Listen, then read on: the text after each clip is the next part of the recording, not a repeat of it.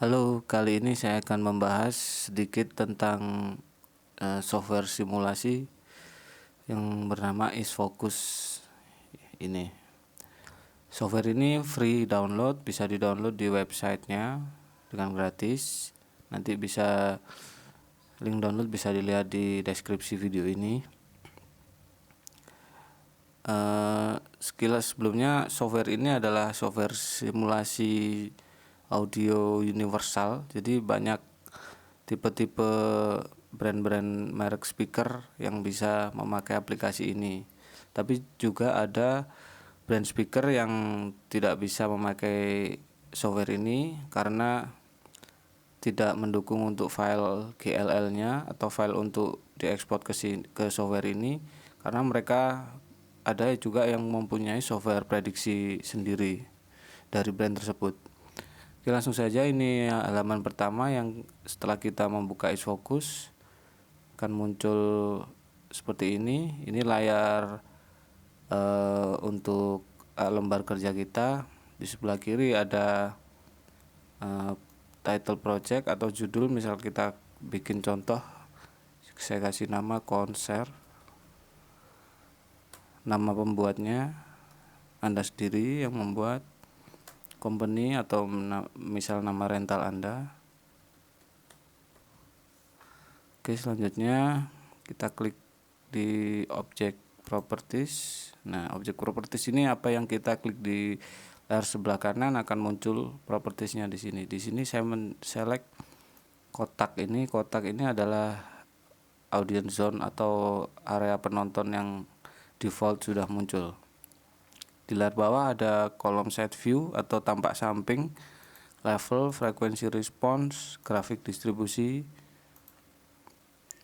Nah, yang pertama langsung saja kita bikin area sebagai contoh. Ini area, misalkan kita akan kerja di satu lapangan yang berukuran, saya bikin ukuran misal 80 kali 40. Oke, seperti ini. Kita bikin lagi stage. Misal kalau kita mau bikin satu kotak lagi, kita tinggal klik gambar kotak di sini. Misal kita gambar panggung dengan ukuran saya misalkan 10 kali 16. Oke, kita taruh di sini. Nah, yang pertama ini saya sempitkan aja ya, saya pendekin jadi 65. Oke, selanjutnya kita tinggal menaruh speaker di gambar. Caranya adalah kita klik gambar speaker ini, gambar line array, ada sound source. Sebelumnya kita harus mengimport file dari produk yang akan kita pakai. Misalkan di sini kita ambil contoh, saya mau memakai speaker dari RCF. Nah, kita harus mengimport dulu file GLL itu dari speaker tersebut ke software ini. Caranya kita download dulu, misalkan di RCF kita pergi ke websitenya, itu ada download filenya. Misal saya ambil contoh pakai speaker ini, di halaman bawah ada download software GLL. Nah, ini file yang harus kita download.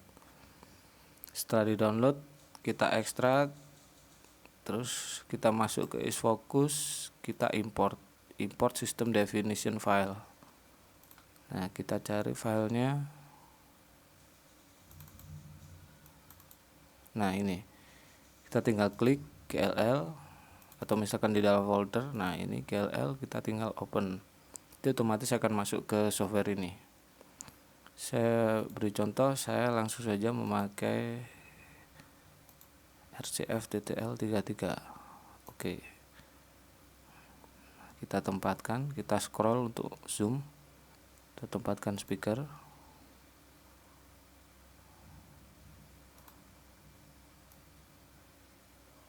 Misalkan saya taruh di sini. Nah, ini kalau kita klik speaker ini akan muncul keterangan di sebelah kiri. Ada keterangan label, posisi, tinggi. Kita juga bisa lihat dari samping, ini tingginya adalah 8 meter, ada di sumbu Z. Jadi X ini adalah sumbu kanan kiri, Y sumbu atas bawah, atas bawah dari gambar kalau tampak atas ya. Z ini adalah tinggi. Oke, kita bikin tinggi, oke 8 meter. Kita bikin boxnya, misalkan kita pasang 10 per side-nya. Setelah selesai 10, nah speaker sudah terpasang. Ini kita bisa tekan auto display. Di sini ada auto display dengan target areanya di sini. Ini akan men-setting sendiri atau mensimulasikan di pinpoint berapa kita harus pasang, atau di sudutnya akan keluar sesuai area ini. Kita tekan auto display. Nah, di sini kita pilih target audiensnya, jangan lupa harus di select. Misalkan target area kita bikin cuma 1. Oke, start. Nah, dia akan nyusun tersendiri seperti ini. Akan keluar sudutnya masing-masing box. Kita harus memasang di berapa derajat. Setelah itu kita tinggal copy speakernya, kita paste di sini.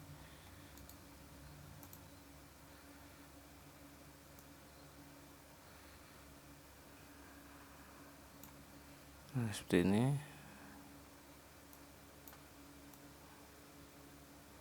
Jarak bisa menyesuaikan sesuai keperluan.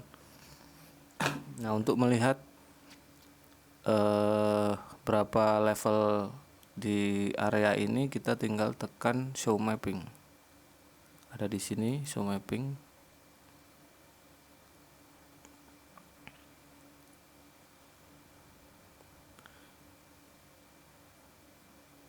Kita bisa bikin kita bisa menampilkan di frekuensi berapa yang kita inginkan dengan bandwidth yang bisa dipilih 1 oktav, 3 oktav atau broadband.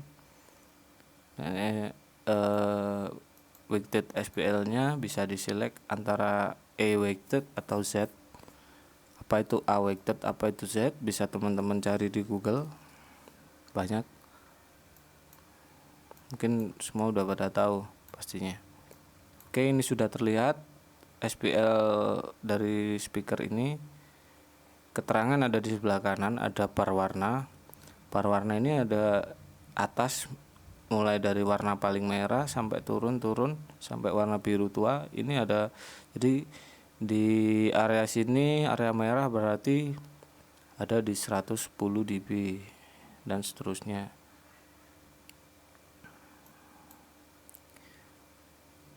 Kita bisa juga bikin, misalkan ada balkon, kita bikin, misalkan kita tambahkan tribun gitu ya. Saya ambil contoh gambar seperti ini. Ini untuk contoh saja. Misalkan ada tribun di sini.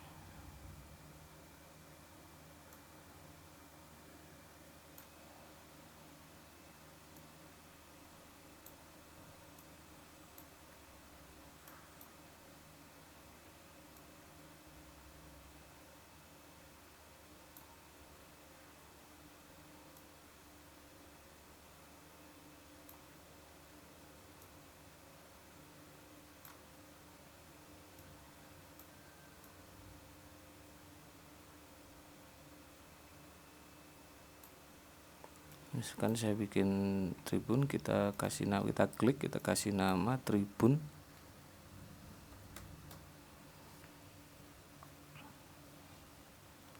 Nah, tribun ini tingginya bisa kita setting.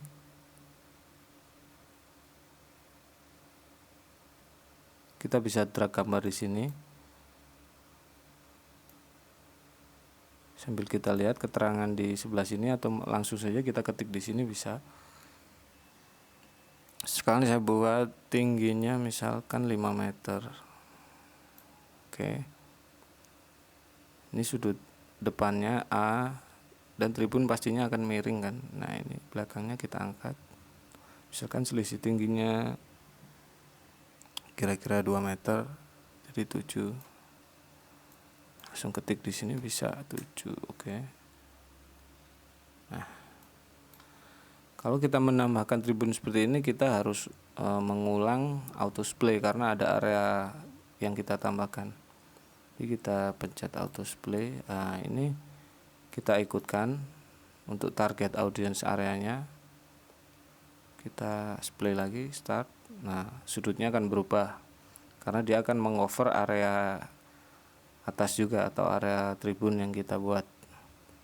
Kita juga bisa manual, misalkan kita arahkan secara manual juga bisa, sambil kita nantinya melihat sebagus apa distribusi suara yang akan terjadi. Atau kita bisa defaultnya pakai auto display, kan software yang menghitungnya. Setelah speaker yang satu kita auto display, kita tinggal bisa mengcopy settingnya, copy setup, klik speaker satunya, paste setup. Nah, setelah selesai kita bisa melihat mapping levelnya. Nah, seperti ini. Ini ada 2 speaker yang mengarah ke tribun.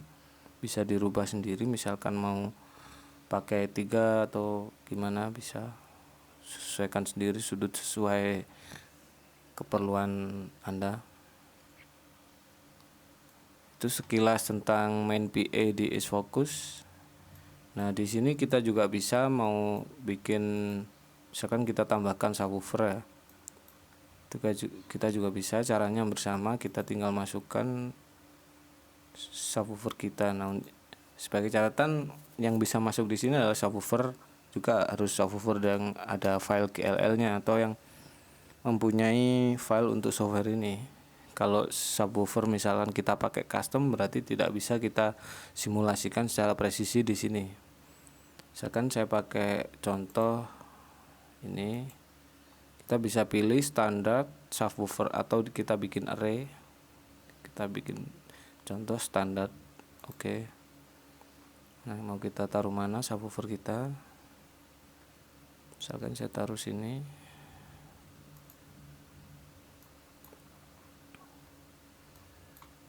Nah, caranya bersama seperti tadi. Tinggal kita tata mau seperti apa. Jangan lupa tingginya kita harus kasih 0 karena subwoofer kita taruh di bawah misalkan. Nah, dari tampak samping udah kelihatan subwoofernya. Kita tinggal masukkan sesuai kebutuhan, ada berapa subwoofer yang kita pakai. Misalkan kita pengen subwoofer ini tumpuk 2,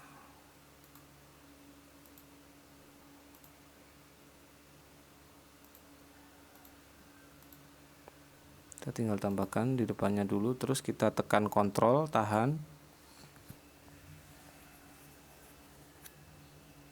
sambil kita drag speaker ke speaker sub. Nah, dari tampak samping udah kelihatan sub ini udah tumpuk. Kita sub satunya. Oke, kita nantinya tinggal lihat prediksi. Kita tinggal menambahkan berapa sub yang akan kita pasang sesuai kebutuhan kita.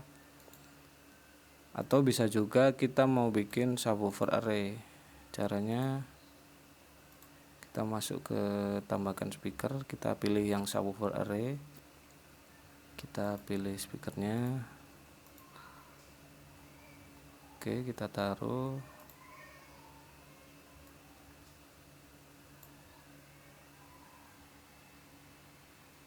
Nah, seperti ini. Oke, nah subwoofer udah terpasang. Kita tinggal pilih berapa yang akan kita pasang.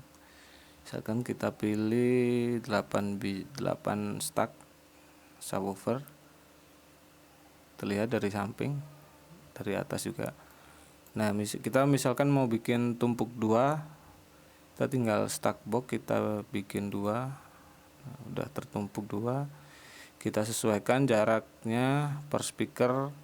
Kita mau bikin jarak berapa, misalkan saya bikin jarak 1,9.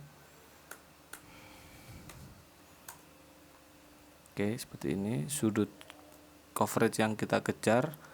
Untuk subwoofernya misalkan saya bikin 45 derajat. Nah, di sini akan keluar berapa delay yang harus kita masukkan ke speaker. Ada semua. Selengkapnya tentang subwoofer array teman-teman bisa cari di Google, ada. Nah, software ini memudahkan kita untuk menghitung jarak atau delay. Jika kita akan mempercepat pekerjaan kita bisa menampilkan mappingnya. Kita pilih source di sini, kita pilih subwoofernya aja. Nah, ini subwoofer. Kita tampilkan frekuensi rendahnya. Sekarang saya bikin 63. Nah, seperti ini. Akan tampil berapa dB subwoofernya, sebaran areanya. Kita bisa melihat secara berapa level yang kita butuhkan dengan cara kita gerakan kursor. Di pojok kiri bawah akan tampil berapa dB level yang sesuai dengan kursor yang kita arahkan. Nah, seperti itu. Setelah selesai kita bisa ekspor file ini, prediksi ini, software ini. Misalkan kita mau bikin untuk laporan, kita bisa masukkan, kita bisa ekspor menjadi file PDF. Selanjutnya untuk misalkan kita ingin menampilkan frekuensi respon di satu titik, kita tinggal pilih receiver ini, kita taruh di titik mana yang kita butuhkan. Misalkan saya taruh di sini, seumpama ini saya bikin FOH-nya di sini 30 meter dari panggung.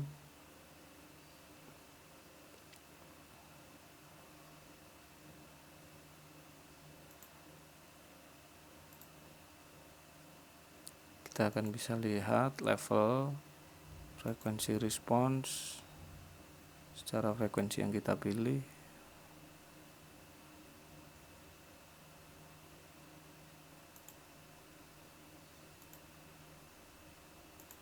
Kita bisa bikin titik lagi misalkan di atas ini. Nah, ini di tribun.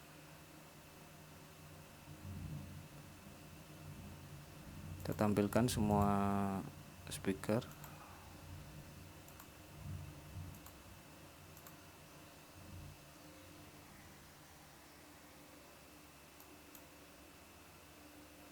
Nah, ini masing-masing receiver mempunyai keterangan.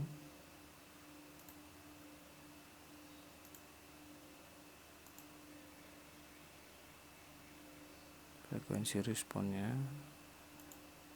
grafik distribusinya. Setelah sesuai dan mungkin sudah sesuai dengan yang kita inginkan, kita bisa mengekspor file ini. Caranya file, create report. Nah, kita bisa masukkan apa saja yang akan kita lampirkan di reportnya. Audiens, misalkan saya pilih semua. Oke. Saya bikin nama laporan.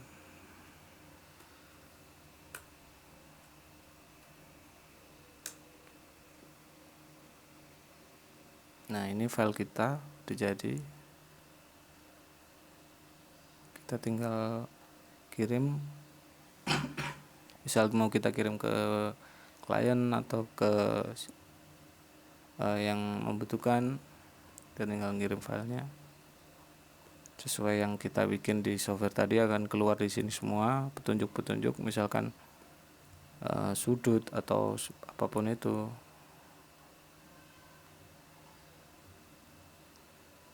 Ini levelnya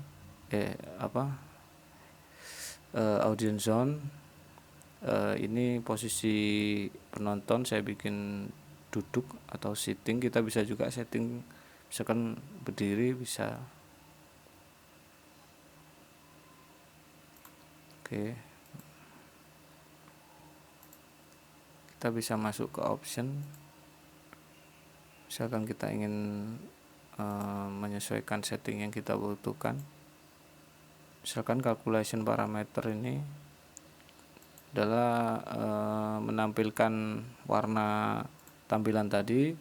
Kita bisa bikin resolusinya high, medium, low atau lowest. Ini calculation akurasinya ada fast, ada high resolution. High resolution akan lambat tapi dia harus beresolusi tinggi. Untuk fast ada kecepatan rendering warnanya sesuai yang kita butuhkan.